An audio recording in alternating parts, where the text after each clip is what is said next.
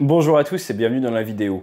On s'est dit avec l'équipe que c'était le bon moment pour revenir sur le sujet qui risque de marquer cet été, à savoir l'arrivée des F-16 en Ukraine, F-16 promis de longue date, mais l'objectif de cette vidéo est de vous faire comprendre pourquoi arriver des F-16 en Ukraine ne veut probablement pas dire combat, dogfight, échange terrible entre F-16 d'un côté et Sukhoi russe de l'autre. Et c'est ce que je vous propose de vous expliquer dans cette vidéo, car nous avons déjà traité ces sujets sur la chaîne, mais nous allons au contraire nous dire comment est-ce que les Ukrainiens vont-ils utiliser ces F-16 et pourquoi est-ce qu'ils ont tout simplement aucun avantage à chercher le combat aérien avec les Russes, et ça, juste après notre partenaire du jour. Je vous présente notre partenaire de l'équipe Débrief qui nous aide carrément au quotidien. Et ce partenaire, c'est Oli. Oli, en fait, c'est une marque qui révolutionne l'univers des boissons autour de 3 grandes gammes. La gamme Iced Tea, perso, je suis fan. Energy, ça permet de remplacer le café. Et sportif / hydratation, ce que je suis en train d'utiliser après mon footing. Ce qui distingue Oli, c'est produits sans sucre ajouté, sans taurine, et il privilégie des ingrédients et arômes naturels. Et Oli a un engagement pour un impact environnemental réduit. Pourquoi ? Parce que utiliser un pot de Oli, c'est économiser 50 canettes. Un autre avantage de Oli, c'est ce qu'ils appellent le New Caf. C'est utilisé dans leur gamme Energy. Perso, celui-là, c'est mon favori.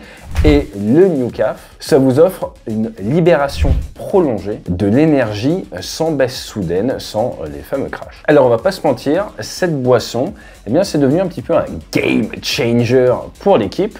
Moins de café, plus d'énergie, de manière beaucoup plus continue et plus de concentration. Et en plus, moi, dans mon métier, j'ai besoin de beaucoup parler et l'hydratation, c'est la base de la survie de vos cordes vocales et ça permet de tenir dans la durée. Moi, je vous encourage à découvrir le pack découverte Oli. C'est le moyen idéal pour découvrir, pour tester des nouvelles saveurs, identifier vos préférés. Pour l'hydratation, là, je suis en train de tourner avec ça. Et en plus, se balader avec votre shaker vous amène à vous hydrater bien plus. Pour vous aider à débuter, on vous propose le code AT5 pour bénéficier d'une réduction de 5 € sur votre commande. Ainsi, pour seulement 19,99 €, vous aurez votre pack starter et un shaker. Cliquez sur le lien en description juste en dessous et on a plein d'énergie pour le jingle.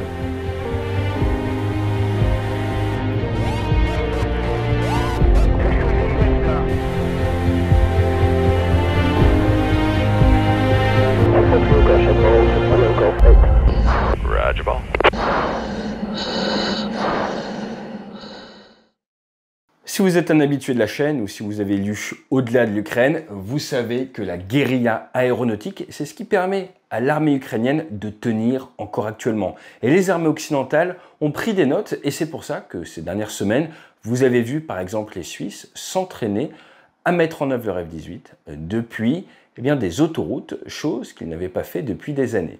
Cette guérilla aéronautique, elle est en préparation également pour l'arrivée des F-16 car ils ont besoin de pistes en bon état ou de routes en bon état afin de limiter l'ingestion de corps étrangers dans cette formidable aspirateur qui est l'entrée d'air du F-16 et comme vous pouvez le voir, son train est peu robuste, ce n'est pas un F-18 et il a donc besoin de bonnes infrastructures. C'est le génie dans l'armée qui s'occupe de ça, non pas celui d'Aladin, mais celui des forces militaires qui vont permettre de mettre à disposition de l'armée de l'air des infrastructures cohérentes.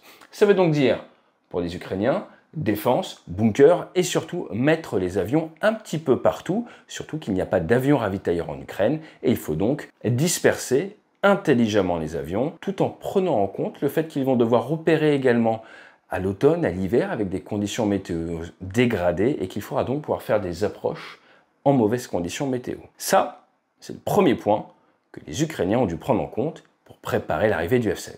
Le deuxième point, nous en avons longtemps parlé, c'est souvent le point oublié dans les médias, c'est celui de la maintenance, du maintien en condition opérationnelle qu'on appelle le MCO, qui est très compliqué, qui ne pardonne pas sur un monomoteur, que ce soit un F-16 ou un Mirage 2000, et les Américains sont en train d'avancer à grands pas en annonçant qu'ils commencent à réfléchir à l'envoi de contracteurs, de sociétés militaires privées en Ukraine.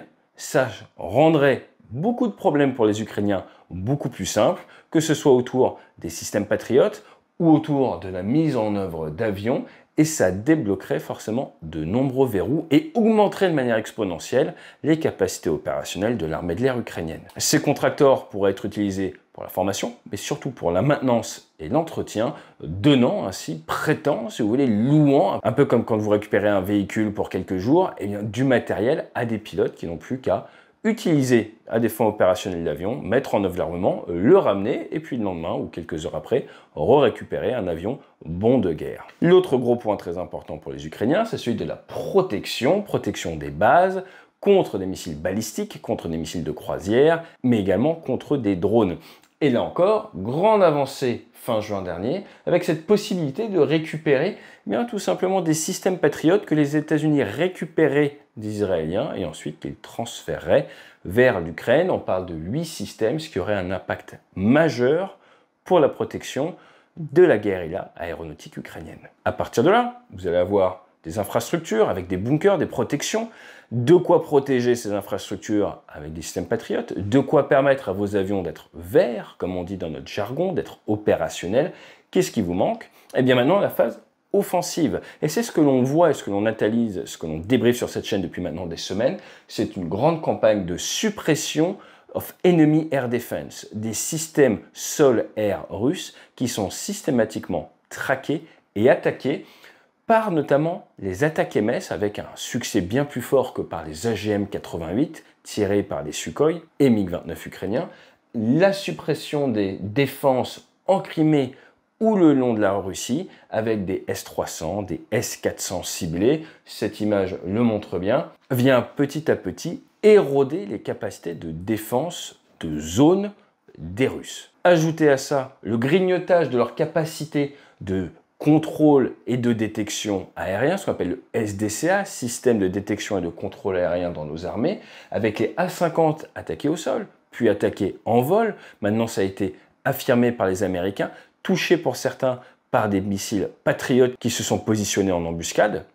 Et vous avez une dégradation des capacités de détection et de contrôle de l'espace aérien du côté de la frontière. Alors en quoi est-ce que c'est gênant pour les Sukhoi et quel impact ça va avoir? La problématique quand vous êtes l'armée russe, c'est que vous avez ces Sukhoi, mais ils ne peuvent pas être absolument partout. Si vous souhaitez voir des matchs F-16 contre Sukhoi 35, ça veut dire que vous vous retrouvez avec un F-16 et un Sukhoi 35, tous les deux en vol en même temps, dans un rayon d'une centaine de kilomètres. Je vous rappelle que nous sommes sur 1200 km de front. Et que même s'il y a des hotspots, des zones beaucoup plus chaudes que d'autres, forcément, la probabilité pour que l'on se retrouve sans système de détection et de contrôle avancé qui vont vous permettre de faire décoller vos Sukhoi avec un Sukhoi positionné au bon endroit pour intercepter un F-16 est forcément assez faible. Alors pourquoi est-ce que je vous dis ça? Tout simplement parce que depuis des semaines, voire des mois, et j'en parlais déjà il y a 1 an et demi dans Au-delà de l'Ukraine, on a vu une campagne visant à affaiblir les capacités en fait d'interception d'avions ukrainiens par les Russes. Pour tenir une telle zone, il vous faut énormément d'avions. Partez du principe que pour tenir 2 heures 100 à 200 km de front, il faut 2 avions.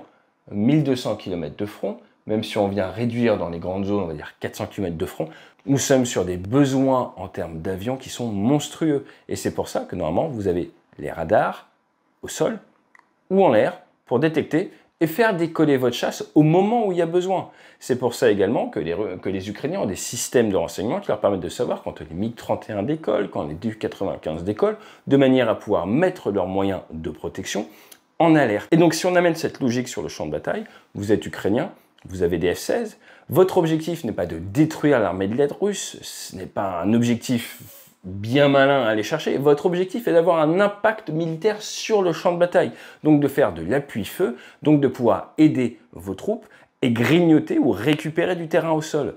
À partir de là, il vous faut, à un moment donné, pendant quelques minutes, la supériorité aérienne sur une zone. Comment est-ce que vous allez l'atteindre? Vous allez l'atteindre en réduisant les capacités de détection des Russes pour pouvoir, à un moment donné, une dizaine de minutes, 5 minutes, récupérer la capacité d'impacter le champ de bataille à un point très précis, alors que les Sukhoi sont partis ravitailler, sont en relève ou sont en train de protéger une autre zone. Et vous pouvez même être plus sioux, arriver de l'arrière, voir où se situent les Sukhoi et avoir prévu à l'avance 2 ou 3 cibles différentes et fonction de la position des Sukhoi, aller vers la cible qui augmente votre probabilité de faire la mission tout en réduisant votre risk level, le niveau de risque que vous faites encourir à votre matériel qui appartient aux Ukrainiens, qui ne vous appartient pas et dont vous avez la responsabilité de le ramener en bon état à la base pour que ça se passe bien pour la mission d'après.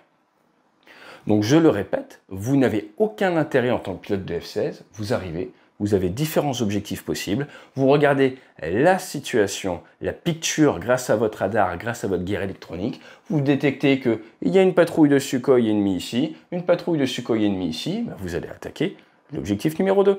Vous détectez qu'il y a beaucoup de monde, beaucoup de grosses présences russes ici, en l'air, vous allez aider partie 1. Avoir un front aussi grand est d'un côté un inconvénient, mais d'un autre côté un avantage, lorsque vous avez cette capacité à être agile et à choisir votre combat. Alors il n'y a rien de nouveau, c'est du Sun Tzu, choisis tes batailles. Et si les pilotes ukrainiens ont un minimum de logique dans leur préparation de mission, ils choisiront toujours d'aller appuyer la zone où le risque pour leur aéronef est le plus faible, de manière à pouvoir revenir à la base et rattaquer quelques heures plus tard. Je vous rappelle qu'à l'heure actuelle en Ukraine et en Russie, le gros de l'attrition observée est maintenant en passe d'avoir lieu au sol et que c'est vrai d'un côté comme de l'autre. Maintenant, est-ce que l'arrivée des F-16 signifie que nous ne verrons jamais un Sukhoi russe se faire abattre? Absolument pas. Les F-16 auront des AIM-120, auront cette capacité à faire du tir et oubli, pour faire du tir de barrage, du tir de protection, ou même, à un moment donné, si le pilote estime qu'il a l'avantage, qu'il peut prendre un avantage sur une situation tactique, il ouvrira forcément le feu pour essayer d'obtenir cette victoire. C'est dans l'ADN du combattant, et c'est vrai d'un côté, comme c'est vrai de l'autre, il faut s'attendre à avoir des pertes de F-16 qui seront probablement cachées le plus possible par la communication ukrainienne, car je vous rappelle qu'en 2024, le F-16V, le Viper, est de nouveau produit, et donc que les Américains vont tout faire pour protéger la valeur perçue de cet avion, et c'est personnellement la raison pour laquelle je pense qu'ils vont arriver si tard dans la guerre. Les Américains voulaient s'assurer, avant d'envoyer leur magnifique avion à plusieurs dizaines de millions de dollars, qu'il pourrait avoir un impact, et pour ce faire, il fallait affaiblir les capacités de défense solaire et les capacités de détection aérienne des Russes afin de créer des trous, des boulevards, plusieurs boulevards dans lesquels, fonction de la situation tactique, fonction de la conscience de la situation de l'équipage, eh bien le pilote va pouvoir s'engouffrer, arriver comme ça à un embranchement, se dire au vu de la situation, je vais plutôt à gauche, je vais plutôt à droite, je vais plutôt au milieu, ce qui va énormément gêner les défenses russes et ce qui risque de réduire tout simplement le nombre de combats aériens entre les deux parties. Si néanmoins le scénario F-16 contre Sukhoi 25 vous intéresse, n'hésitez pas à nous le dire dans les commentaires et je pourrais vous créer différents cas d'engagement que nous risquons d'observer dans les prochains mois, une fois que les F-16 seront arrivés. Car s'il y a bien une chose que l'on a appris dans l'armée, eh bien c'est que quels que soient vos plans, des fois vous vous faites surprendre et là, eh bien ça risque de se finir à coups de missiles Fox-3, tir et oubli. Tout comme dans certaines vidéos, le soleil peut sortir et gêner complètement la luminosité de la vidéo. Vous voyez, c'est ça aussi les joies du direct. Allez, à très bientôt sur la chaîne, on a plein d'autres vidéos qui arrivent cette semaine, n'hésitez pas à vous abonner et fly safe.